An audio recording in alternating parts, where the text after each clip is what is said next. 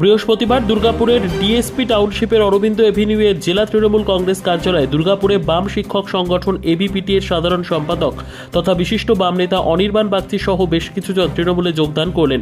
দলীয় পতাকা তাদের হাতে তুলে দিয়ে তাদের সংগঠনে যোগদান করানো হয়। পঙ্কজ রায় সরকার ছাড়া উপস্থিত ছিলেন পশ্চিমবঙ্গ তৃণমূল প্রাথমিক শিক্ষক সংগঠনের জেলা সভানেত্রী দেবারতী সিনহা, বিভিন্ন চক্র থেকে আগত শিক্ষক শিক্ষিকারা। তৈরি করতে পারি যেন সেদিন দিদির চোখে পড়ে যে না, শিক্ষক সমাজ আলাদা করে এত সংখ্যক জমায়েত দিয়েছে যাতে আমরা আমাদের অধিকারটা, আমাদের সংগঠনের অস্তিত্বটা আমরা সরকারের কাছে তুলে ধরতে পারি। দেখুন, আপনার অধিকার আপনাকে কেউ দিয়ে দেবে না, আপনার অধিকারটা আপনাকে আদায় করে নিতে হবে, সেটা আপনার কাজের মাধ্যমে আদায় করে নিতে হবে। আমরা যদি আমাদের অস্তিত্ব রক্ষার জন্য নিজেদের কাজটা ঠিকঠাক ভাবে করে যাই, কারণ সমালোচনা করার দরকার হবে না। আপনি দেখবেন সমর্থনটা আপনি এমনি পাচ্ছেন।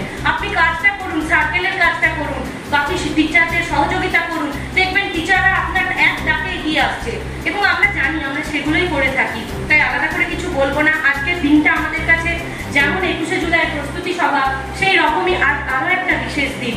আপনারা অলরেডি শুনেছেন যে আমাদের এখানে আজকের কর্মসূচিতে দুটি ভিন্ন সংগঠন থেকে কিছু সম্মানীয় শিক্ষক আজ আমাদের সংগঠনে যোগদান করবেন।